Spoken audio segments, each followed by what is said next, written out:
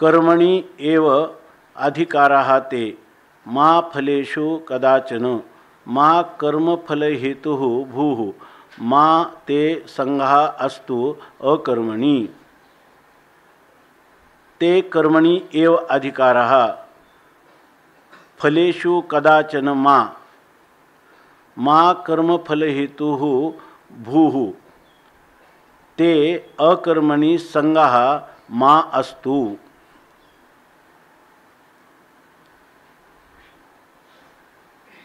ते तुझा कर्मणी एव अधिकार, हे अर्जुना तुझा कर्मामध्येच अधिकार आहे। फलेषु कदाचन मा, फलाच्या ठिकाणी तुझा कधीही अधिकार नाही, कर्मफलाच्या ठिकाणी। मा कर्मफल हेतुः भू, तू कर्मफलाला हेतुः कारण होऊ नकोस।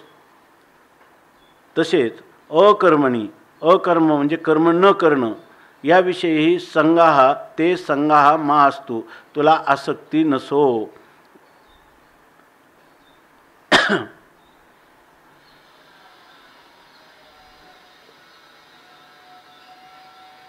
कर्मनिष्ठा, भक्तिनिष्ठा आणि ज्ञाननिष्ठा ह्या तिन्ही निष्ठा स्वतंत्र आहेत असं आपण काल साधारणपणे चिंतन केलं। तर जो कर्मनिष्ठेचा अधिकारी आहे त्याला ज्ञाननिष्ठा सांगता येत नाही। जो उपासने ज्या ठिकाणी आहे, उपासनाची निष्ठा ज्याला आहे त्यालाही ज्ञाननिष्ठा सांगता येत नाही किंवा सांगून उपयोग होत नाही। त्याचं कारण भगवंतांनी सांगितलं ना की न बुद्धिभेदम जनयेत अज्ञानाम कर्मसंगिनाम जोषयेत सर्व कर्माणी विद्वान युक्त समाचरण। जरी एखादा मनुष्य ज्ञानवान असला तरी ह्या कर्म करणारा आणि कर्मामध्ये ज्याचा अधिकार आहे अशा पुरुषाला अपरिपक्व स्थितीमध्ये ह्या ज्ञाननिष्ठा अंतःकरणात उत्पन्न होत नाही। म्हणून आपल्याकडं जे अधिकार तैसा करू उपदेश याप्रमाणे त्या पुरुषाला हे त्याचा अधिकार पाहून त्या निष्ठेचा उपदेश करावा। तर यामध्ये भगवान परमात्मा अर्जुनाला ज्या अर्थी अर्जुनाला संपूर्ण तत्त्वज्ञानाचा प्रांत अत्यंत गहन अशा प्रकारचं आत्मज्ञान सांगितल्यानंतरही अर्जुनाच्या अंतःकरणात अजूनही पूर्वीच्या संस्कारानुरूप त्याला अजूनही पाप पुण्याची भीती वाटते। म्हणजे याचा अर्थ तत्त्वज्ञान श्रवण करूनही ज्ञाननिष्ठा त्याच्या अंतःकरणात उत्पन्न होत नाही। हे पाहून भगवान परमात्मा त्याच्या अधिकारानुरूप त्याला कर्माचाच पुन्हा उपदेश करतात। पण तो कर्म म्हणजे सकाम कर्माचा उपदेश करत नाही, तर निष्काम कर्माचं अनुष्ठान त्याला सांगत आहेत। अशा प्रकारचा आपला विषय चालू आहे। काल आपण जाता जाता चिंतन करत होतो की ह्या निष्ठा निष्ठा नाम नितराम स्थिती, ज्याच्यामध्ये अंतःकरणाची स्थिती कायम त्यामध्ये दृढ असते त्याला म्हणतात निष्ठा। म्हणजे कर्म म्हटलं की सर्व कर्मा इतकं महत्त्व तो दुसऱ्या कोणत्याही साधनाला देत नाही। उपासना म्हटलं की उपासने इतकं महत्त्व तो दुसऱ्या साधनाला देत नाही।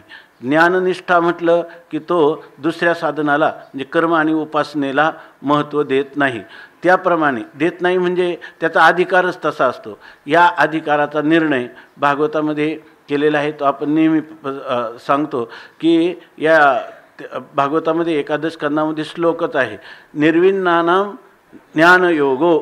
जे निर्विण्ण म्हणजे ज्यांच्या ठिकाणी विरक्ती आहे, ज्यांना ऐहिक किंवा पारलौकिक, ऐहिकीचे का पारत्रीचे भोग पायिक झालेल्या इच्छेचे परिते भोगावे हे न रुचे मना माझी। ज्यांना इहलोकातलं कोणतंच सुख नको आहे, परलोकातलं स्वर्गातलं कोणतंच सुख नको आहे, असे जे पुरुष वैराग्यवान पुरुष आहेत तेच निर्विण्णानाम ज्ञानयोगः। त्यांना न्यासीनाम यह कर्मसु, न्यासीनाम म्हणजे संन्यासाचा अधिकार असणारे जे पुरुष असतात ते विधीपूर्वक या सर्व संग परित्याग करतात। म्हणजे सर्व या ठिकाणी विधीपूर्वक कर्माचा त्याग करतात आणि संन्यास घेतात, कर्मसन्यास करतात आणि कर्मसन्यास करून ते संन्यास्य श्रवणम कुर्यात तेष्वनिर्विण्ण चित्तानाम। आणि जे अनिर्विण्ण म्हणजे ज्यांच्या अंतःकरणात वैराग्य नाही, ज्यांच्या अंतःकरणात विषयासक्ती आहे, अशा कर्मयोगस्तु कामिनाम, आणि ज्यांना अनेक प्रकारच्या अंतकरणामध्ये इच्छा आहेत. पाठीमागं सांगितलं व्यवसायात्मिका बुद्धिरेकेह कुरुनंदन बहुशाखा ह्यनंताश्च बुद्धयो अव्यवसायिनाम. त्यांचा निश्चय कोणत्याच प्रकारचा नसल्यामुळं त्यांना ज्या अनुकूल विषयाची इच्छा होईल ते इच्छित विषय प्राप्त झाले की आपल्याला सुख वाटेल असं त्यांना वाटतं आणि त्या रीतीनंच ते प्रयत्न करत असतात. केवळ विषयामध्येच सुख आहे, विषयाच्या अतिरिक्त सुखाच्या उपलब्धीचा दुसरा कोणताही विषय भोगाच्या अतिरिक्त दुसरा सुखाचा उपायच असू शकत नाही. आणि ते हे विषयी पुरुष आहेत, म्हणजे वेदविहित, म्हणजे जे वेदाने सांगितलं त्याचप्रमाणे पण आपल्या इच्छेची परिपूर्ती करणारं असं कर्म ते शोधत असतात. परंतु त्यांचाही आश्रय वेदच असतो, पण ते सकाम कर्म करतात. तर सकाम कर्म भगवंतानी मात्र त्याचा निषेध केलेला आहे की या ठिकाणी मुमुक्षूने निष्काम कर्मयोगाचंच अनुष्ठान करावं असं परोपरीनं भगवंताचं मत आहे. आणि ते कोणासाठी? तेषु अनिर्विण्ण चित्तानाम कर्मयोगस्तु कामिनाम. ज्यांच्या अंतकरणात आणखी इतक्या इच्छा आहे, इदम मे शात इदम मे शात, मला हे असावं तेही असावं, ऐकही सुख असावं, पारलौकिकही सुख असावं, शब्दही असावा, स्पर्श रूप रस गंध सगळे पंचविषय इहलोकातलेही भोगावे परलोकातलेही भोगावे, याच्यापेक्षा त्याच्या बुद्धीची मजल पुढं कधी जात नाही. आणि हे वैराग्य जे आहे हे वैराग्य त्याच्या अंतकरणात उत्पन्न होत नाही. अशा पुरुषाला कर्मयोगाचं अनुष्ठान श्रुतीमातेनं सांगितलेलं आहे. आणि जे पुरुष असे आहे काय, नातिसक्तो नाती निर्विण्णो नातिसक्तो भक्तियोगस्य सिद्धिदाह असं सांगितलं. न निर्विण्ण, ज्या लोकांना वैराग्य पण नाही, फार वैराग्य पण नाही आणि विषयासक्ती पण नाही, असे मधले जे लोक आहेत तर त्यांच्यासाठी ह्या आपल्या वारकरी संप्रदायामध्ये जे भक्तियोगाचं जास्त वर्णन दिसतं संत वाङ्मयामध्ये, कर्माचंही फारसं बारकावे सांगत नाही का, तत्त्वज्ञानाचे खूप गंभीर अशा प्रकारचं चिंतन वारंवार करत नाही. त्याचं उद्दिष्ट सांगण्यासाठी त्याचं वर्णन केलेलं आहे. आपलं गंतव्य आपल्याला निश्चित समजावून देतात. परंतु सार्वत्रिक रीतीनं जर पाहिलं तर सार्वत्रिक रीतीनं बरेचसे लोक ज्यांना या ठिकाणी वेदाचे संस्कार आहेत अशा लोकांना वेदाचं प्रामाण्यही वाटतं, परंतु करत असताना तितका इंद्रिय निग्रह किंवा मनोनिग्रह होत नाही. आणि अशा वेळेला करतात परंतु तो टिकत नाही. आणि अशा वेळेला नाती सकतो न निर्विण्णो नाती सकतो, ज्याला पूर्णपणे वैराग्य पण नाही आणि ज्याला पूर्णपणे विषयासक्ती पण नाही, अशा पुरुषाला भक्तियोगस्य योगा हा अस्य सिद्धिदाह. तर भक्तियोग हा त्याला सिद्धी म्हणजे मोक्ष प्राप्त करून देणारा आहे. स्वामी महाराज विनोदाने त्यांच्या एका सहपाठी अशा गुरुबंधूंचं सांगायचे. आता ते वारले, तर ते हरिभाऊ म्हणून त्यांचे एक मित्र होते. तर ते असे आळंदीला आले आणि इथं राहिले. कार्तिकीला आले आणि प्रस्थानपर्यंत आषाढीपर्यंत राहिले. आणि आषाढीला ते एक दिवस गुरुजींकडे गेले आणि त्यांनी सांगितलं, गुरुजी मला आता घरी आईवडिलांची आठवण होत आहे आणि आता सगळे शेतीचे दिवस आहेत आणि पावसाळा सुरू झालेला आहे, त्यांना काही मदत व्हायला पाहिजे, म्हणून मला वाटतं की गावी जावं असं माझ्या मनात विचार येतो. तर मग ते गुरुजींनी सांगितलं गावी जा. गावी गेल्यावर पुढच्या कार्तिकीला ते परत आले. परत त्यांनी सांगितलं कसं काय आला, तर त्यांनी सांगितलं वडिलांना विचारलं का, तर हो. काय सांगितलं वडिलांना, त्यांनी सांगितलं की मला आता आळंदीची सारखी आठवण येते, मला वाटतं की ज्ञानेश्वरीचं काही अध्ययन चालू होतं पूर्वी, आपण मधूनच आलो तर ते करावा असं मला वाटतं. मग त्या गुरुजींनी म्हणजे ठीक आहे. पुन्हा आषाढी आली की ते परत गावाला गेले. असे 6 वर्ष त्यांनी ये जा केली. आणि नंतर मग एक दिवस गुरुजींनी विचारलं की तू जातो परत येतो, तुझा विचार तरी काय आहे.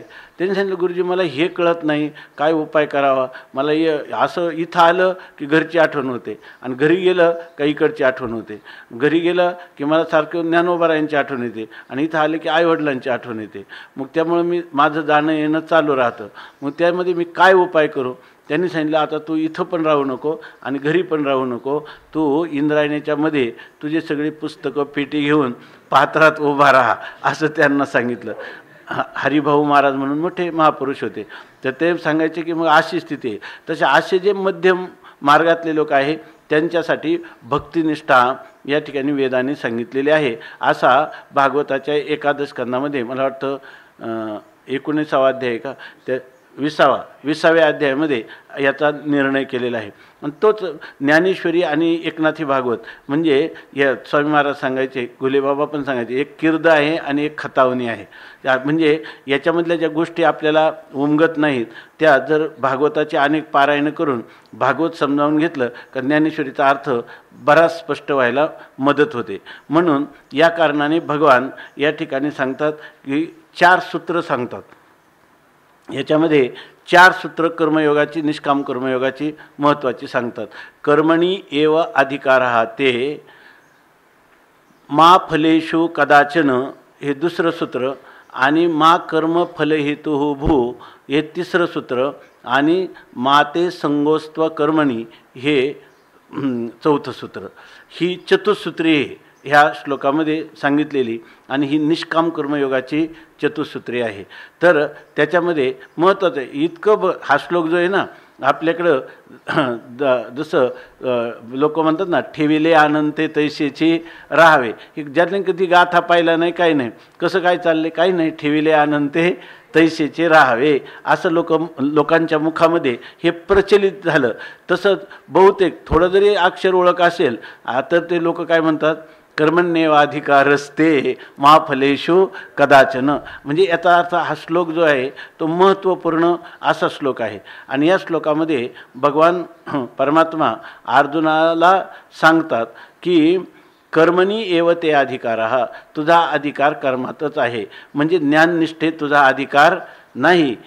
याचा अर्थ तुला कर्मच करायचं आहे. म्हणजे ज्याचा जसा अधिकार असेल त्या अधिकारानुसार जर त्यांनी अनुष्ठान केलं तर तेच अनुष्ठान त्याला पुढच्या निष्ठेमध्ये कर्मनिष्ठा, उपासनानिष्ठा आणि ज्ञाननिष्ठा हा क्रमयोग आहे. साधारणपणे काय आहे की पूर्वीच्या जन्मात आपलं किती कर्म झालं किंवा किती उपासना झाले हे आपल्याला कळत नाही, त्यामुळं आपल्याला ज्ञाननिष्ठा प्राप्त झाली का हे कळत नाही. पण वेदांतसुद्धा सांगतो, जर तुम्हाला या ठिकाणी अंतःकरणातल्या वासना गेल्या असतील, अंतःकरणातल्या वासना म्हणजे मलिन वासना, पापवासना, त्या पापवासना गेल्याशिवाय आणि चित्ताचं चंचलता हा विक्षेप नावाचा दोष, मल आणि विक्षेप हे दोष गेल्याशिवाय कोणालाही या ठिकाणी ही ज्ञाननिष्ठा प्राप्त होत नाही. म्हणून आपल्याकडं म्हणजे विशेषतः गीतेनं याचा पुरस्कार केला, क्रमयोगाचा पुरस्कार केला. ज्ञानोबारायांनी तोच क्रमयोग अतिशय समजावून या ग्रंथामध्ये सांगितलेला आहे, अतिशय सुलभ रीतीनं. तर ह्या ज्या कर्मनिष्ठा झाली ती जर परिपक्व झाली की उपासनानिष्ठा होते. उपासनानिष्ठा झाली की त्याला क्रमाक्रमाने आपोआपच ज्ञाननिष्ठा प्राप्त होते. आपलं चिंतन हे चाललं आहे की पूर्वजन्मी आपण काय केलं आहे हे आपल्याला माहीत नाही.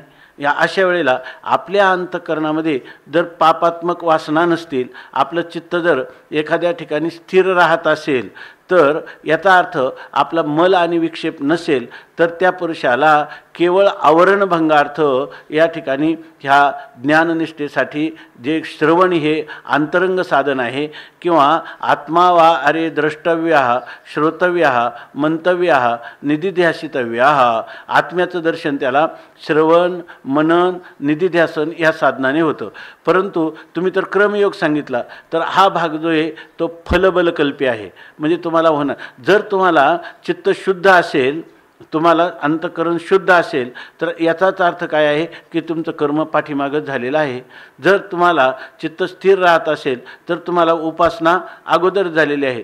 तुम्हाला सत्संगामध्ये श्रवणामध्ये जर रुची निर्माण होत असेल, तो विषय कळत असेल, तो विषय पटत असेल आणि त्याचं जे प्रयोजन गंतव्य जो मोक्ष त्याच्यासाठी तुम्ही लालायित असाल तर याचाच अर्थ काय आहे की पाठीमागं तुमच्याकडून ही साधना झालेली आहे असं वेदांत पण सांगतो. त्यासाठी प्रत्येकाने कर्म उपासना या संक्रमणातूनच गेलं पाहिजे असं नाही. पण जर अधिकार तुमचा कमी पडत असेल तर वेदांत सांगतो अधिकार्य आणि फल यांचा संबंध असल्यामुळं अनधिकार्याला हे केलेलं ज्ञान कधीही फलीभूत होत नाही. कारण हे ज्ञान असं आहे की हे वाघिणीचं दूध आहे. त्याच्यामध्ये वाघिणीचं दूध ज्याप्रमाणे चांदीच्या सुवर्णाच्या पात्रातच राहतं आणि ते जर एखाद्या मातीच्या भांड्यात ठेवलं तर ते भांडं फुटून बाहेर जातं, त्याप्रमाणे ज्ञानाचा एक विशिष्ट अशा प्रकारचा अधिकारी आहे. तेव्हा हा पुरुष जर कर्म उपासनेनं ज्याचं अंतःकरण शुद्ध आणि स्थिर स्वरूपाचं झालेलं आहे आणि ज्याच्या अंतःकरणामध्ये मला मोक्ष व्हावा, कैमी उद्धार पावेन अशा प्रकारची अंतःकरणाची तळमळ आहे, तोच पुरुष या ठिकाणी ह्या ज्ञानमार्गाचा किंवा ज्ञाननिष्ठेचा अधिकारी आहे.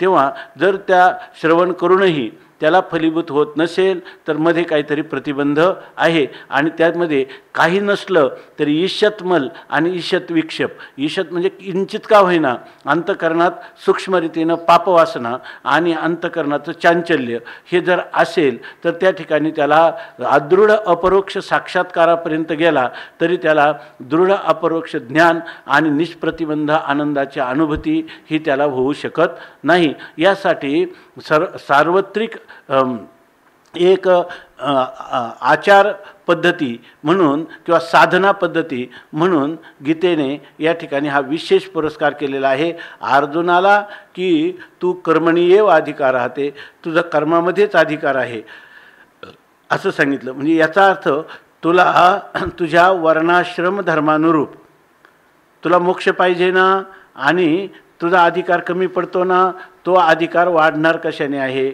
विषयासक्ती नावाचा दोष, बरोबर ना, विषयासक्ती नावाचा जो दोष आहे तर तो दोष तुला निष्काम कर्माचरण केलं तर त्या ठिकाणी विषयासक्ती आपोआपच अंतःकरणातून तुझ्या निघून तुझं अंतःकरण शुद्ध होईल. म्हणून म्हणतात की प्रत्येकाने आपल्या वर्ण आणि आश्रम यांना अनुरूप अशी जी वेदविहित कर्म आहेत त्या वेदविहित कर्माचं त्याने आचरण केलं पाहिजे.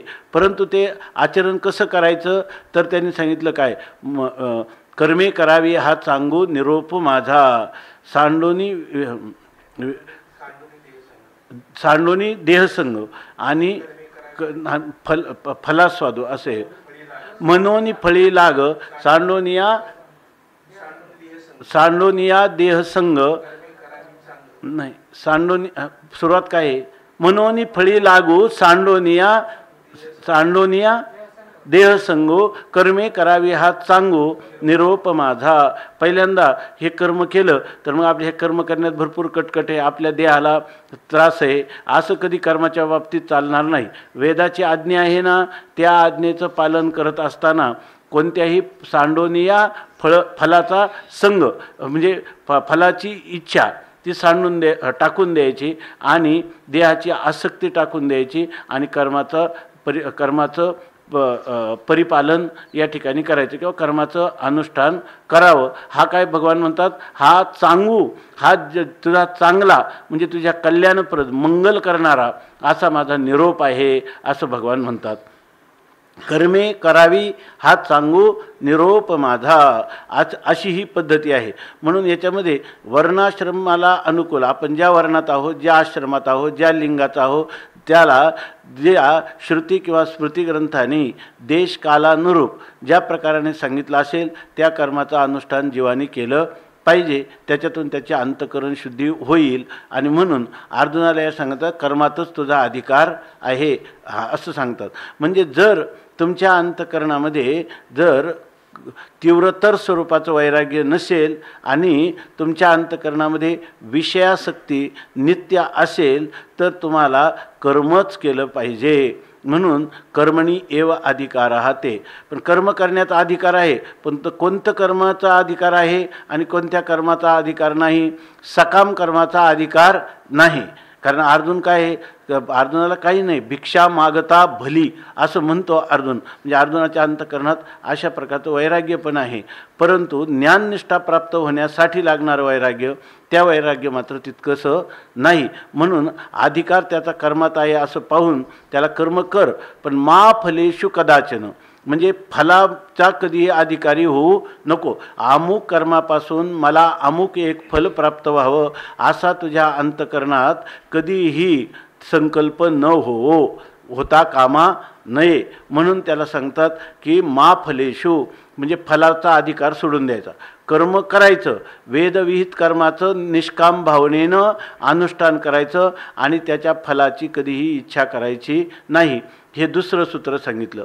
तिसरं सूत्र सांगितलं मा कर्मफल हेतुर्भूर.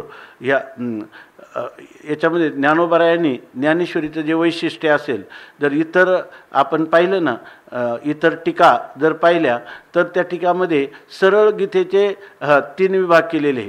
पहिला विभाग आहे कर्मकांड, दुसरा विभाग आहे उपासनाकांड आणि तिसरा विभाग आहे ज्ञानकांड. ज्ञानोबरायांनी त्याचा वेगळा विभाग केला. ज्ञानोबरायांनी कर्मकांड, उपासनाकांड आणि ज्ञानकांड सांगितलं, पण 15व्या अध्यायापर्यंतच, आहे की नाही. काय कुठपासून? पहिला जो अध्याय हो तो शास्त्र प्रवृत्ती प्रस्ताव. पहिला अध्याय म्हणजे एक उपोद्घात रूपाने आलेला आहे.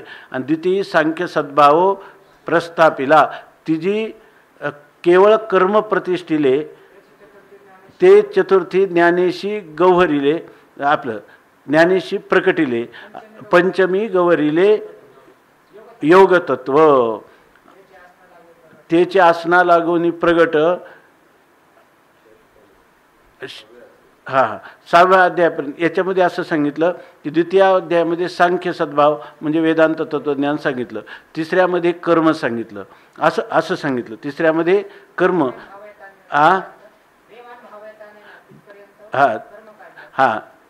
कुठपासून? तिसऱ्या अध्यायापासून तर देवान भावयतानेन ते देवा भावयंतु वाहा इथपर्यंत सर्व कर्मकांड सांगितलं, ज्ञानोबरायाने सांगितलं. म्हणजे 5व्या अध्यायामध्ये येतं ना, 4थ्या अध्यायापर्यंत कर्मकांड सांगितलं. आणि तिथून पुढं जे आहे तर त्या 11व्या अध्यायाच्या 12व्या अध्यायाच्या 12व्या श्लोकापर्यंत, जिथं 12वा श्लोक म्हणता अद्वेष्टा सर्वभूतानां मैत्रहा करुण एवच, तिथपर्यंत उपासनाकांड सांगितलं असं सांगितलं. आणि अद्वेष्टा सर्वभूतानां इथपासून 15व्या अध्यायामध्ये कृतकृत्यश्च भारत इथपर्यंत ज्ञानकांड सांगितलं असं सांगितलं. आणि पुढं त्या ज्ञानाचं योगक्षेम व्हावा म्हणून 16 आणि 17वा अध्याय सांगितला. आणि 18व्या अध्यायामध्ये सगळी गीता जी आहे ती संक्षेपामध्ये सांगितली असं ज्ञानोबरायांनी वर्णन केलं. त्याच्यामध्ये ज्ञानेश्वरीचं जेव्हा चिंतन केलं स्वामी रामसुखदासजींनी, तेव्हा ते म्हणतात की धन्य हे ज्ञानोबरायांची, कारण का त्यांनी सगळं जीवनच गीता सोडून त्यांचं काहीच नव्हतं. जाणते या सवा आणि गीताची एकी सेवा. ते पहाटेत उठून 5 वाजता गीतेचा पाठ त्यांचा दररोज नियमाने असायचा आयुष्यभर. आणि सर्व लिखाण केलं तेही गीतेला, दुसरं काही त्यांनी प्रमाण मानलंच नाही. तर ते म्हणतात की या ठिकाणी ज्ञानोबरायांनी हा जो विभाग केला आहे तो विभाग तर सांगितला त्यांनी स्वतः, परंतु लोक जेव्हा ह्या असा विभाग करतात तर त्याच्यामध्ये गीतेमध्ये असं कर्म, उपासना, ज्ञान हे सगळे विषय जिथं जसे येतील तसे ज्ञानोबरायांनी सांगितलेले. आता बऱ्याच लोकांनी सांगितलं की तुम्ही सांगा बरं उपासनेचा विषय कुठं आला. ह्या 2ऱ्या अध्यायामध्ये, हा अध्याय दुसरा आहे ना, सांख्ययोग याचं नाव आहे. आणि याच्यामध्ये कुठं असं एकही पद तुम्ही दाखवा की ज्या पदामध्ये तुम्ही करा घरी गेल्यावर विचार की याच्यामध्ये उपासना प्रतीत होते, असं कुठं दिसत नाही. तर त्याच्यामध्ये ते म्हणतात की ज्ञानोबरायांनीच खरी कर्म असा आहे जे टीकाकार सगळ्यांचं शेवटी आशय एकच आहे, परंतु जे काही आग्रह आहेत ते आग्रहाप्रमाणे सिद्ध होत नाही. इथं ज्ञानोबराय सांगतात की या ठिकाणी अनेक ठिकाणी उपासना विशेष करून सांगितलेली आहे. तर त्याची मतपराहा असे जे काही शब्द आहेत तर ते शब्दसुद्धा सिद्ध होतात. रामसुखदासजी म्हणतात की उपासना सांगितली हे मानावंच लागतं.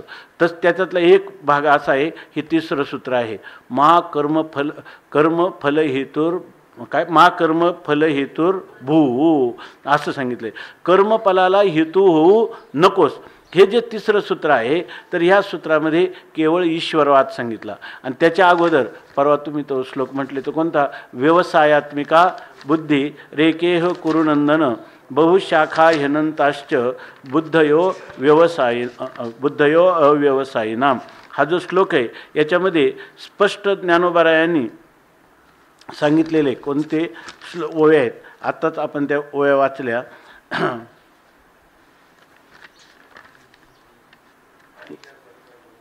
नाही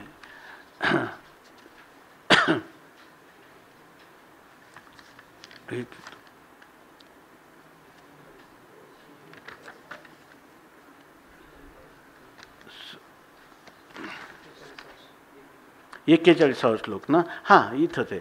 जैशी दीपकळिका धाकुटी बहु तेजाते. 41व्या श्लोकामध्ये का बघा बरं, तैशी दुर्लभ जे सद्बुद्धी ते परमात्माची अवधी जैसा गंगेशी उदधी निरंतर असं सांगितलं. तर परमात्मा शब्दाचा अर्थ काय घ्यायचा इथं, परमात्मा म्हणजे ब्रह्म घ्यायचा का ईश्वर घ्यायचा अशी शंका येईल की नाही आपल्याला. त्याचंच भाष्य पुन्हा स्वतःचंच वार्तिक त्या माऊली करतात. तैशी ईश्वरा वाचूनी काही जे अनिक लानी नाही. मग इथं ईश्वरनिष्ठा सांगितली की नाही. मग इथं काय केवळ तत्त्वज्ञान चाललंय का, हां केवळ कर्मनिष्ठा चालली का. कर्माचं सांगत असताना देखील ते कर्म जे आहे ते कर्म कसं पाहिजे, तर स्वधर्म जो दुसरी ओवी ना नेहमीची की तुम्ही तया सर्वात्मका ईश्वरा आणि स्वकर्म कुसुमांची विरा पूजा केलिया होय अपारा तोषा लागी. म्हणजे काय आहे, जी संस्कृत टीकाकार आहेत ना त्यांनी असं सांगितलं की हे 3 कांड सांगितली आणि त्याच्यामध्ये हा उपासना कांडमध्ये का आलं असं जेव्हा विचारलं तेव्हा मधुसूदन सरस्वतींसारखे सगुण ईश्वरनिष्ठ असणारे महापुरुष ते म्हणतात की याची योजनाच याच्यासाठी भगवंतांनी केली का एका तटाला आहे ज्ञान, एका तटाला आहे कर्म आणि मध्ये आहे उपासना आणि त्या 2 तटाला जोडणारा सेतू म्हणजे ही उपासना आहे. म्हणजे ही उपासना मधुसूदन सरस्वती हे त्या ठिकाणी 7व्या अध्यायापासून 13व्या अध्यायापर्यंतच मानतात, भाष्यकारांना अनुसरतात, पण ते उपासना कांड आहे असं म्हणतात. पण ज्ञानोबारायांनी कर्माचं तिची केवळ कर्म प्रतिष्ठिले, जेव्हा कर्माची प्रतिष्ठा करायची त्याच वेळेला कर्माची प्रतिष्ठा करीत असताना महत्त्वाचा जो भाग आहे की ईश्वरार्पण कर्म करणं याच्याविषयी अगोदरच दुसऱ्याच अध्यायात त्याचं निरूपण केलेलं आहे. जो अध्यायामध्ये निष्काम कर्मयोग प्रसंगाने आला तर त्या प्रसंगामध्येच ईश्वरनिष्ठा ही अत्यंत महत्त्वाची आहे आणि तिथं भगवंताचं हेच मनोगत आहे असं जाणून या ठिकाणी आपल्याला ईश्वरनिष्ठा दिसते की नाही. मा कर्मफल हेतू भू म्हणजे तू कर्मफलाला कारण होणं. कोणी म्हणेल मी कर्माच्या फलाच्या इच्छेचा त्याग केला, इच्छेचा त्याग केला तरी कर्माचं फल चुकणार आहे का. कर्माच्या फलाचा केवळ तुम्ही इच्छेने इच्छा केली आम्हाला नको नको म्हटल्याने त्याचा त्याग होणार आहे का. आणि तो जर झाला तर परमात्म्याच्या ठिकाणी वैषम्य नैर्गुण्य नावाचा दोष येईल आणि जीव काही एवढा स्वतंत्र आहे का कर्मफल न भोगणे इतका. म्हणजे याचा अर्थ कर्मफलाला हेतू होऊ नकोस म्हणजे तू कर्म कर, कर्मफलाची इच्छा करू नको, पण तुझ्या कर्माची विल्हेवाट काय लावायची तर ते कर्म ईश्वरार्पण बुद्धीनं ते ईश्वराला ते समर्पण कर. की तू जे केलेलं कर्म आहे त्याला समर्पण कशाला म्हणतात, स्वसत्व निवारण करणं आणि परसत्वापादान करणं. काय आहे, स्वसत्व निवृत्तीपूर्वकम परसत्व आपादनम समर्पणम किंवा दानम असं म्हटलेलं आहे. म्हणजे ते कर्म मी कोणाला समर्पण करतो, ईश्वराला. जीव हा व्यष्टी आहे आणि ईश्वर हा काय आहे, समष्टी. त्याचा एक भाव आणखीन असा काढला त्यांनी की चांगलं पहा किंवा आपण नंतर येईलच विषय तेव्हा पाहू. तर इथं असं सांगतात की तू कर्मफलाला हेतू कधी होऊ नको म्हणजे याचा अर्थ तू केलेलं कर्म हे ईश्वराला समर्पण कर. याच्यातून पूर्वमीमांसा जी सांगते का जीवाला काय आहे, कर्म करण्यात स्वतंत्र आहे आणि जीवाला जर वाटेल की ह्या कर्माचं फल मला असावं तर ज्या कर्माचं जे फल श्रुतीनं सांगितलेलं आहे त्या फलाच्या प्राप्तीसाठी जीवाने कर्म केलं की त्याला फल निश्चित प्राप्त होतं. म्हणजे फलदाता प्राणी कर्म सापेक्ष फलदाता ईश्वर आहे असं जर कोणी म्हणत असेल तर हे आम्हाला मान्य नाही. ईश्वराची गरज नाही. जीव आपल्या कर्माने त्या ठिकाणी मोक्ष स्वतंत्ररित्या मिळवू शकतो असं सांगणारं हे पूर्वमीमांसा दर्शन आहे. म्हणून या ठिकाणी हे सगळे कर्मठ लोक किंवा कर्मजड लोक या ठिकाणी ईश्वर मानण्याची त्यांना काही गरज पडत नाही. वेदाला मानतात पण ईश्वराला मानत नाही. तर ज्ञानोबराय या ठिकाणी हे जे काही कर्म आहे श्रौत कर्म, हे कर्म श्रौत असणाऱ्या आस्तिकांनी श्रुतीप्रतिपादित ईश्वरालाच समर्पण केलं पाहिजे असं त्यांना सांगायचे की ह्या कर्म तू नाहीतर वेदातल्या कर्मकांडाचं सगळं अनुष्ठान करशील आणि जर ते ईश्वराला समर्पण करणार नाहीस तर तुला मोक्ष होणार नाही. म्हणून या ठिकाणी श्रुतीनं प्रतिपादन केलेला ईश्वर, त्या ईश्वराचंच इस ठिकाणी हे कर्म अर्पण कर. दुसरा भाग असा आहे की या ठिकाणी हे जे कर्म आहे ना, जरी जीवाने स्वतः त्याचा फलाचा त्याग केला तरी हे कर्म आता स्वतःसाठी जरी करायचं नसलं तरी कोणासाठी कर, वेष्टीसाठी नाही पण समष्टी असणाऱ्या ईश्वराला हे कर्म समर्पण करतो. याच्यातून दुसरा एक भाग आहे की मनुष्याला कोणतीही आवश्यकता नसली स्वसाठी तरीसुद्धा त्यांनी जे कर्म समष्टीच्या सर्व लोकांच्या जर उपयोगी होत असेल तर ते कर्माचा परित्याग करू नये. नाहीतर मला कर्माच्या फलाची अपेक्षा नाही मग मी कर्म तरी करावं कशाला असं म्हणून चालणार नाही. याच्यासाठी पुढं सांगितलं माते संगोस्त्व कर्मणी. अकर्मणी म्हणजे कर्म न करण्यात मा ते संग हा मा असतो. त्या ठिकाणी तुझा संग म्हणजे तुझी आसक्ती असू देऊ नको. म्हणजे कृत्य तर कर्म तर करायचंच, फलाची इच्छा करायची नाही आणि कर्तृत्वाचा अभिमानही धरायचा नाही आणि ते कर्म ईश्वराला समर्पणही करायचं आणि ते कर्म न करायचं नाही अशा प्रकारची कधीही बुद्धी होऊ द्यायची नाही. ते कर्म करतच राहायचं. आणि याच न्यायाने ज्ञानोबराय म्हणतात निवृत्तीनाथ महाराजांशी संवाद करताना, जीवनमुक्त ज्ञानी जरी झाले पावन तरी देवतीर्थ भजन न संडिते. हे कशासाठी तर लोकसंग्रह मेवा काय लोकसंग्रह लोकसंग्रह मेवापी संपश्यन कर्तुम अर्हती.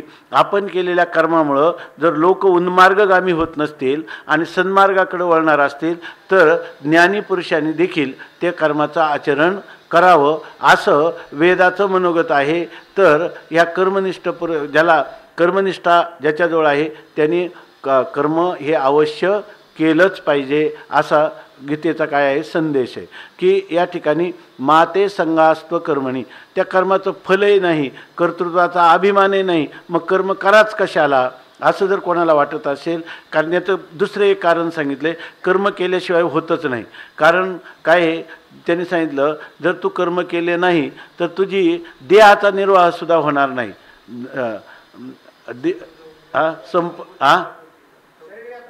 शरीर यात्रा पिचते न प्रसिद्धेद कर्मणा. जर आपण काहीच कर्म करायचे नाही म्हटलं तर शरीराची सुद्धा निर्वाहसुद्धा होणार नाही. म्हणजे शरीर निर्वाहार्थसुद्धा सगळ्यांना कर्म करणं आवश्यक आहे. साधं आहे की काही लोक जे श्रीमंत आहे ना, त्या आता ते दिल्लीला एक आमचा मित्र आहे तर तिथं लोकांचं व्यायाम करून घेतो. तर ते व्यायाम करताना ते लोकांचे बहुतेक व्यायाम असे असतात की त्यांच्या शरीराला कोणते श्रमच नाही. मग ज्या ज्या स्नायूंना शरीरातले जेवढे स्नायू आहे त्या स्नायूंना कोणतंच कार्य जर मिळालं नाही तर हळूहळू ते काय होतात, ते स्नायू जे आहेत ते शुष्क होऊन जातात आणि त्यामुळे ते कार्य करत नाहीत. म्हणजे याचा अर्थ जे आपल्याला ईश्वराने दिलेली जी सामुग्री आहे किंवा जे वातावरण आहे त्या वातावरणामध्ये इंद्रियादिकांच्या मनाचा संकल्प विकल्प, बुद्धीचा निश्चय, अहंकाराचं एखाद्या वस्तूशी तादात्म्य, चित्ताचं चिंतन किंवा हे नेत्रेंद्रियादिकांचं जे कार्य आहेत कर्मेंद्रिय ज्ञानेंद्रिय त्यांच्या सगळ्या गोष्टी जर आपण कार्य केलं नाही तर त्या ठिकाणी शरीर निर्वाहसुद्धा होत नाही. अशा प्रकारची दुसरं लोकसंग्रह होणार नाही. आता सांगितल्याप्रमाणे लोकांना कारण यद्यदाचरती श्रेष्ठ तत्तदेवे तरो जनः स यत्प्रमाणं कुरुते लोकस्तदनुवर्तते. महापुरुष जसं आचरण करतो त्याला आदर्श समजून लोकही तसाच आचरण करतात. मग त्यांनी जर कर्म केलं नाही तर कर्मातले आळशी लोकसुद्धा काय म्हणतील, आम्हाला कर्म करायची गरज काय, आम्हाला फलाची इच्छा नाही, कर्तृत्वाचा अभिमान नाही. असं असलं तरी भगवंतांनी एक सूचना करून ठेवली की माते संगोस्त्व कर्मणी, तुझा कर्मा संबंधाने कर्म न करण्यासंबंधाने तुझा आग्रह असू देऊ नको असं सांगितलं. आता जर खरं पाहिलं बाकीच्या सगळ्या विश्वामध्ये एवढ्या काय सप्तखंड नवद्वीप 9 खंड पृथ्वी आहे, सगळ्या पृथ्वीसाठी हा जो उपदेश आहे हा उपदेश घेतला की मनुष्याला काय सगळे लोक व्यवस्थित कर्म करतील की नाही, पण ते जाऊ द्या. परंतु जे भारतात जन्मलेले आहे आणि ज्यांच्या ठिकाणी एकाच श्लोकामध्ये एवढा निष्काम कर्मयोगाचं तत्व सांगितलेलं आहे, तिथं जर तिथंच आपण काय आहे देवाचे म्हणून देवी अनादर हे तव आश्चर्य वाटत असे. आपण ज्या देशात जन्मलो, ज्या देशाचं तत्त्वज्ञान गीतेच्या रूपाने एवढं समृद्ध आहे, तिथंसुद्धा आपल्याला हे आपलं ते कर्तव्य आहे ते कर्तव्य केलंच पाहिजे असं वाटत नाही. ह्या पद्धतीनं कर्म केलं तर सगळी समाजव्यवस्था ही सुचारू रूपाने चालेल की नाही. ज्या लोकांना गीता माहीत नाही त्यांची अशी स्थिती आहे. आपण नेहमी सांगत असतो जपान नावाचा देश आहे, त्या जपानमध्ये आहे ना असं लोकांनी केलं की त्या देशामध्ये समजा आता आपल्याकडे 8 तासाची ड्युटी आहे, तिकडं पण 8 तासाची ड्युटी आहे. तेवढी ड्युटी झाली की ते लोक बाहेर येतात, ड्युटी संपून बाहेर तिथं कुठंतरी काही थोडं खातात आणि पुन्हा त्या याच्यात जातात, कंपनीच्या मॅनेजरकडे जातात, आम्हाला काही ड्युटी द्या. आणि पुन्हा त्याची ड्युटी दिली का ते ड्युटी दिल्यामुळं ते जे कार्य तितके तास झालं का पुन्हा येतात, पुन्हा काही खातात आणि परत त्यांना म्हणतात द्या आम्हाला काही, घरी जाऊन तरी काय करायचं, आम्ही पुन्हा काम करतो. अशा प्रकारची त्यांची स्थिती आहे. मग त्या सरकारच्या लक्षात आलं की यांच्या आरोग्यावर काही त्याचे परिणाम होतात, त्यांचे दुसरे काही प्रश्न निर्माण झाले आणि हे आपल्या देशात का, तर ते लक्षात आलं का देशातला प्रत्येक मनुष्य काय आहे की 14 तास काम करतो कमीत कमी. त्यांचं ते अशा प्रकारचे एक धाटणीच पडून गेली का कमीत कमी 14 तास काम करायचं आणि ते सारखे कामावरच जात राहतात. तेव्हा त्यांनी नियम केला की 8 तासाच्या नंतर कोणाला काम मिळणार नाही. भारतात याच्या उलट आहे की नाही, याच्या उलट आहे. म्हणून तो देश छोटंसं राष्ट्र आहे, आपल्या एका राज्य एवढं म्हणतात, परंतु आज जगाच्या पाठीवर सर्वात म्हणजे श्रीमंतीकडं त्यांचं वाटचाल आहे. याचं कारण काय, लोकसंख्याही थोडी आहे पण सगळे लोक काम करणार आहेत आणि त्याचं जे तत्त्व आहे तर तुम्ही पगार द्या नका याचं काही नाही, पण घरी जाऊन मोकळं बसून काय करणार. त्याच्यापेक्षा काहीतरी आपल्या जीवनातून विधायक समष्टीसाठी देशासाठी काहीतरी झालं पाहिजे ही जी धारणा आहे, तर ही धारणा जोपर्यंत मनुष्याच्या अंतःकरणात येत नाही तोपर्यंत तो समाज, कुटुंब, व्यक्ती कोणाचीच खऱ्या अर्थाने अभ्युदय याला म्हणतात ना, निश्रेयस मोक्ष लांब राहिला, पण अभ्युदय म्हणजे इहलोकातलं सुख, ते इहलोकातलं सुखसुद्धा लोकांना मिळत नाही. म्हणून याच्यामध्ये गीतेने आणखीन एक तत्त्व सांगितलं, व्यष्टीनं केलेल्या कर्मात त्याला जरी फल नको असेल तर समष्टीचं कल्याण होत असेल तर मी केलेलं कर्म समष्टीच्या उपयोगाचं व्हावं, अशा प्रकारची धारणा हा श्लोक सांगतो.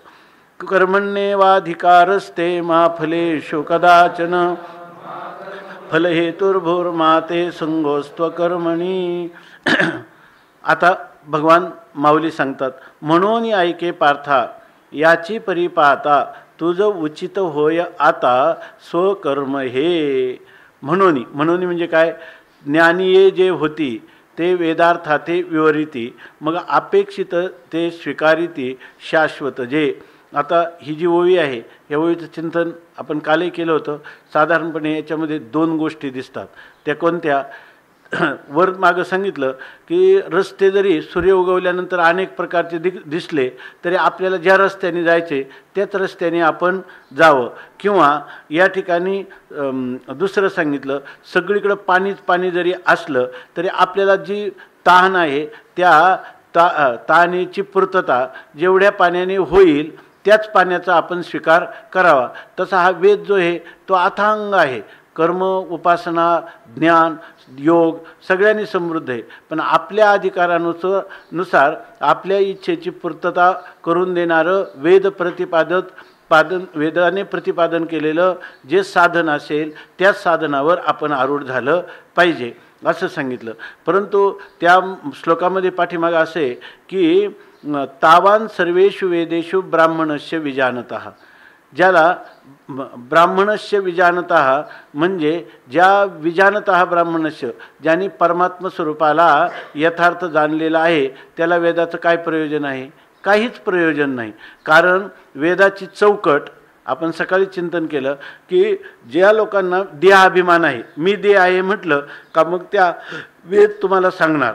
तुम्ही त्या वेदाच्या चौकटीत बसले, वेद म्हणणार तुम्ही देह आहेत ना, मग तुमचा देह कोणत्या वर्णात आहे, कोणत्या आश्रमात आहे, त्याचं काय वय आहे, त्याची कोणती जात आहे, त्या जातीला काय कर्तव्य आहे, सगळं सांगणार. पण ब्राह्मणस्य विजानतः, ज्याला ब्रह्मज्ञान झालं तो मात्र ह्या वेदाच्या चौकटीतून बाहेर पडला. त्याला कोविधी काय निस्त्रैगुण्ये पथी विचरताम को विधी को निषेधः. 3 गुणांच्या अतीत जो पुरुष झालेला आहे, निस्त्रैगुण्यो भवार्जुन, 3 गुणांच्या अतीत तो व्हायला पाहिजे. अतीत जर झाला तर तुला को विधी को निषेधः, त्याला अमुक विधी म्हणजे हे कर असं सुद्धा वेद सांगत नाही, किंवा तू नको करू असं सुद्धा त्याला सांगत नाही. अशी स्थिती आहे. आणि मग अशा पुरुषाला ह्या शरीराधिकाराने संपन्न होणारं कर्म किंवा मानसी कर्म, ह्या दोन्ही कर्माशी त्याचा संबंध राहत नाही. जरी जैमिनी सूत्रांनी इतकं मोठं 12 अध्यायाचं कर्मकांड आणि 4 अध्यायाचं संकर्षण कांड 16 अध्याय सांगितले असले, त्याच्यावर तुमचे कितीही शाबर भाष्यादी ग्रंथ असले त्याचं स्पष्टीकरण करणारे, त्याचं अधिक विस्ताराने स्पष्टीकरण करणारे कुमारील भट्टाचे जरी तांत्रवार्तिक किंवा श्लोकवार्तिक आदी ग्रंथ असले, पण आम्हाला काही कोणाला आहे, ज्याला देहाला मी म्हणतो त्याला, ज्याला वेदांत तत्वज्ञान झालं त्या पुरुषाला कोणत्याही विधी निषेधाची चाड नाही. वर्णावयोवस्था अभिमानो यस्य विद्यते, मी अमुक वर्णाचा आहे, मी अमुक आश्रमाचा आहे असा अभिमान ज्याला होतो, त्या 11व्या स्कंदातच आहे ना, पंचदशीतला श्लोक, हा पंचदश, आणि त्याला सगळे विधी आणि निषेध काय आहेत, सफल आहेत असं जो कोणी पुरुष आहे. पण मला न मे वर्णाश्रमाचार धर्मा, मला वर्णही नाही, मला आश्रमही नाही, मी काय आहे, चिदानंद रूप शिवोहम शिवोहम असं ज्याला ज्ञान झाले त्याच्यासाठी हे नाही. पण इथं आता हा विषय जो आहे, काल आपण चिंतन केल्याप्रमाणे विषयाचा आशय काय काय चालला इथं, ज्ञाननिष्ठ पुरुष जो आहे त्याला हे झालं. पण इथं आपल्याला कोणती निष्ठा भगवान सांगून राहिले तर अर्जुनाला कर्मनिष्ठा सांगून राहिलीत, आहे की नाही. ज्ञाननिष्ठेचा तो तर अधिकारी झालेला नाही. मग इथं ब्राह्मणस्य विजानतः, चांगलं लक्षात घ्या, ब्राह्मणस्य विजानतः याचा अर्थ कसा करायचा.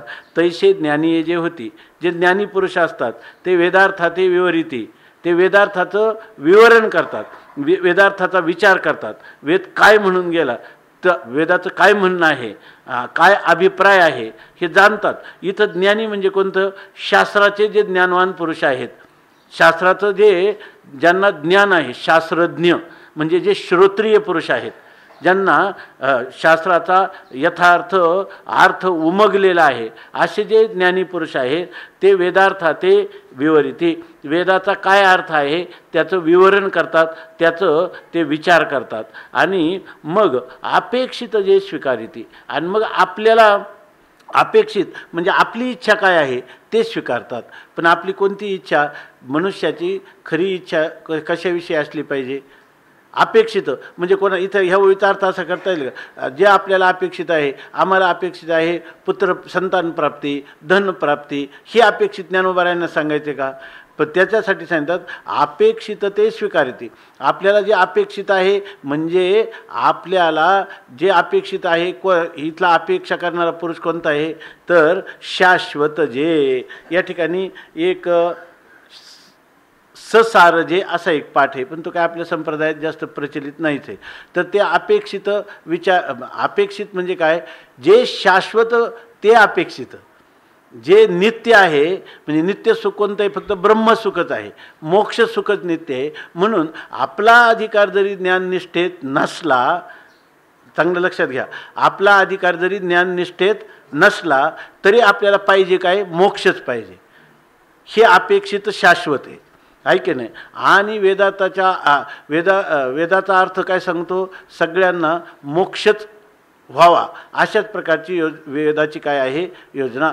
सर्वांना परमानंद प्राप्ती व्हावी आणि दुःखाची आत्यंतिक निवृत्ती व्हावी. हे जे मोक्षाचं स्वरूप आहे तेच शाश्वत आहे आणि तेच याला काय आहे अपेक्षित. म्हणजे याचा अर्थ हा सकाम कर्म किंवा सकाम उपासनेपासून अगोदरच भरपूर दूर गेलेला आहे. मोक्ष पाहिजे आहे, पण या ठिकाणी कर्माच्या ठिकाणीच त्याचा आदर आहे.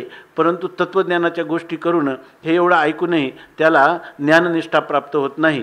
तेव्हा त्याच्या कर्मनिष्ठेचं काय स्वरूप असावं, तर त्या कर्मनिष्ठेचं हे सूत्र या ठिकाणी सांगणार आहेत. म्हणून ते म्हणतात, म्हणजे जर एखादा मुमुक्षु असेल आणि तो ज्ञाननिष्ठा आपातता श्रवण करून देखील त्याला जर आत्मबोध पूर्णपणाने अंतकरणात स्थिर रूपाने राहत नसेल, कारण काय झालेले त्याला तैसे श्रवण केलेले, पण त्याचं तत्व माऊली सांगतात तैसे मोक्ष देईल ज्ञान येथ कीर नाही आन परितेची थारे ऐसे मन शुद्ध व्हावे. पाताळीचे निधान दावील कीर अंजन परी व्हावे लोचन पायाळाचे. भूमीमध्ये गाडलेलं धन ते धन पायाळू मनुष्याला प्राप्त होईल, परंतु काय असलं पाहिजे त्याच्या ठिकाणी त्याने अंजन घातलं पाहिजे. पण अंजन कोणी घालून चालत नाही, अंजन कोणी घातलं पाहिजे पायाळू मनुष्याने.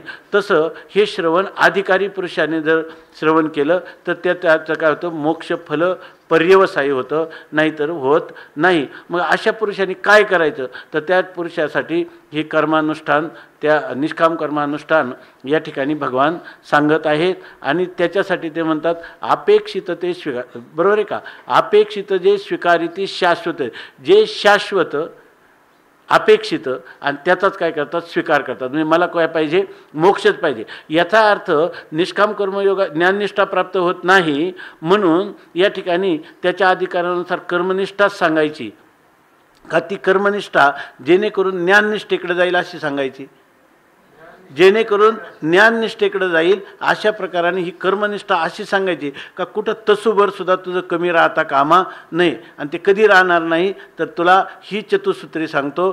कर्मण्येवाधिकार असते मा फलेषु कदाचन मा कर्मफल हेतुर्भूर मा ते संगोस्त्व कर्मणी.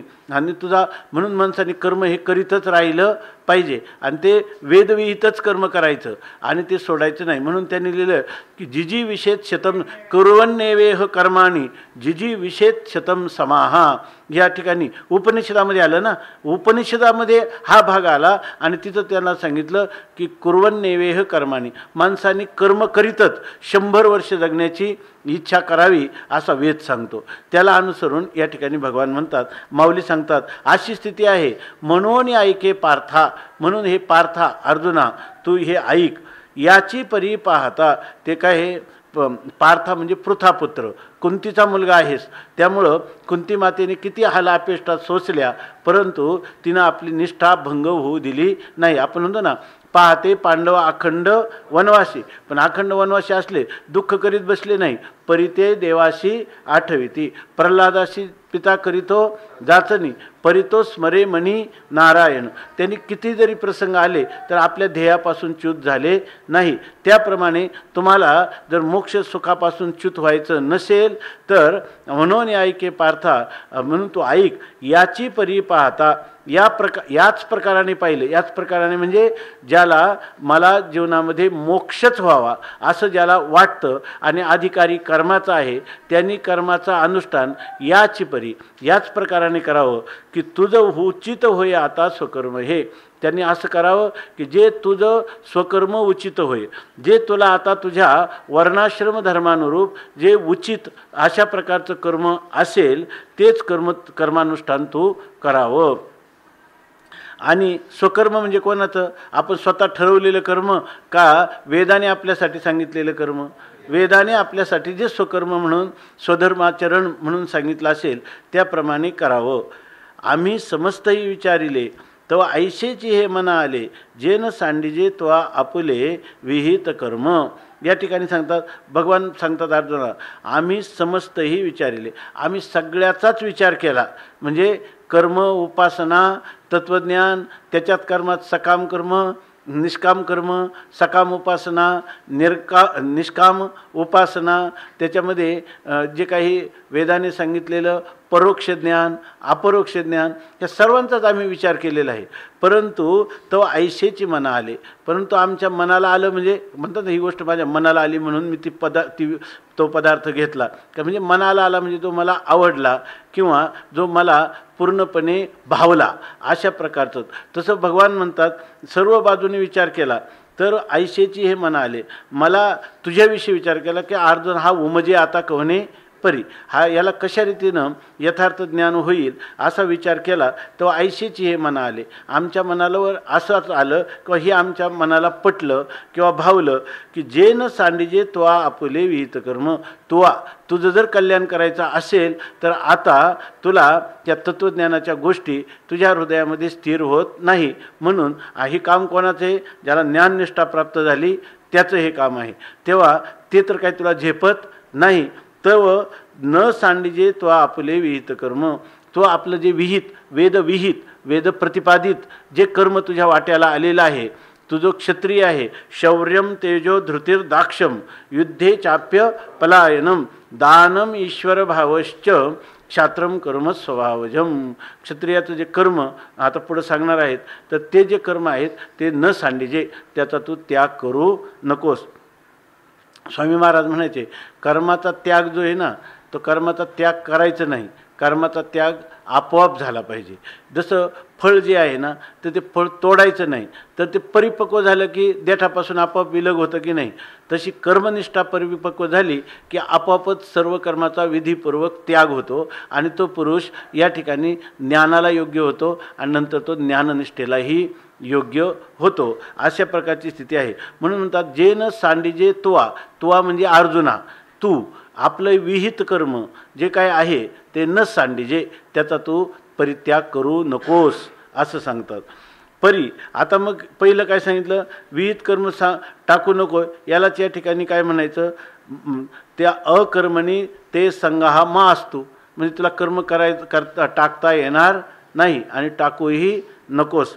व्यष्टीमध्येही त्या कर्माचा उपयोग आहे जीवन निर्वाहार्थ. आणि दुसरी गोष्ट अशी की हे जे कर्म आहे ना, ते कर्म मनुष्याला कधी हा क्षात्र स्वभाव तुझा झुंजवील तुझं. कारण हे जे वर्णाश्रम निर्माण केले हे काही आपण पाडलेले नाहीत, काय भगवान स्वतः सांगतात. आता हा विषय येईल पुढं 4थ्या अध्यायामध्ये, तेव्हा पाहू.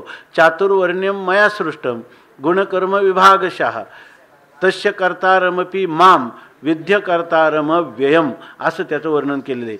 भगवंतानीच हे चातुर्वर्ण्य निर्माण केल्यामुळं या ठिकाणी आपण ज्या वर्णात जन्मलो त्या वर्णाच्या अनुकूल अशा प्रकारच्या आपल्या मना इंद्रिया शरीराधिकाची ठेवण तीच आहे. पण आपण जर परधर्माचं अनुष्ठान करू तर परधर्मो भयावहा. जर तुम्ही आपल्या स्वधर्माचं आचरण न करता परधर्माचं आचरण केलं तर ते तुम्हाला भयकारक आहे. ते तुम्हाला मोक्ष फल तर देणार नाही, पण तुम्हाला अधोगतीला नेणारा आहे. नाही कश्चित क्षणमपि जातु तिष्ठत्य कर्मकृत कार्य ते हे वशः कर्म सर्वही प्रकृतीजैर गुणही. आपली जी प्रकृती आहे त्रिगुणात्मक ती आपल्याकडून कर्म करूनच घेते. म्हणून 18व्या अध्यायात हा उपाय हा एक मार्ग अर्जुनाला सांगितला. कोणता? हा क्षात्र स्वभाव तुझा झुंजविल तुझं. तू जरी म्हणशील युद्ध करणार नाही, पण प्रसंगाने तू युद्ध करण्याशिवाय राहणार नाही. कारण काय? ही तुझी प्रकृती आहे आणि मनुष्य आपल्या प्रकृत धर्माचंच काय करत असतो? अनुष्ठान करत असतो असं सांगितलं. संगोजव प्रकृतीचा तर त्यागून घडे कर्माचा ऐशियाही करू म्हणती तयाचा आग्रह चिवरे. अशा प्रकारची स्थिती. तू म्हणशील करणार नाही तर तू काय युद्ध केल्याशिवाय राहणार नाही, कारण ती तुझी प्रकृती आहे. आम्ही समस्तही विचारिले तवा ऐशेची हे मना आले जे न संडिजे त्वा आपुले विहित कर्म. परी कर्मफळी आस न करावी आणि कुकर्मी संगती न व्हावी, हे सत्क्रियाची आचरावी हेतू विण. या ठिकाणी आणखीन एक आहे.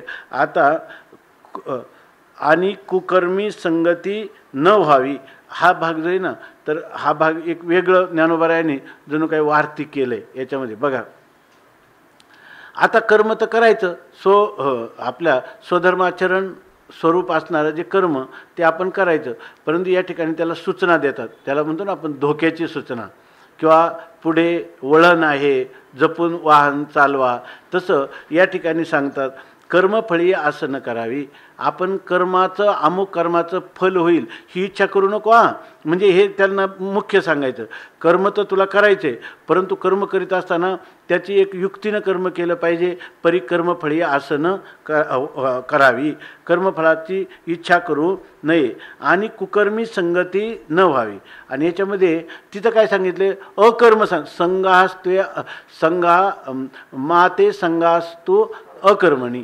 अकर्मणी म्हणजे कर्माचा अभाव, म्हणजे कर्म न करण्यामध्ये तुझी आसक्ती असू देऊ नकोस, असा त्याचा अर्थ आपण केला आता. आणि इथं ज्ञानोबा मात्र या ठिकाणी अकर्म म्हणजे कर्म न करणं असा अर्थ करत नाही. अकर्म म्हणजे निषिद्ध कर्म असा याचा अर्थ करतात. कसं? कुकर्मी संगती न व्हावी.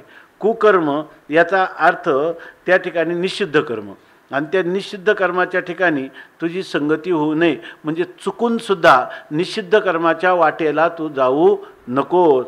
किंवा हे कर्मफल ईश्वरार्पण करायचं आहे, कर्मफलामध्ये कर्तृत्वाचा मदही नाही, ईश्वराचा आपली फलाची इच्छाही नाही. आणि मग अशा वेळेला जर कोणी एखादा पुरुष कुकर्म करील म्हणजे निषिद्ध कर्म करील, तर निषिद्ध कर्म हे कर्माचरण करण्यालाही मान्य नाही. निषिद्ध कर्माचं आचरण उपासनेमध्येही चालत नाही.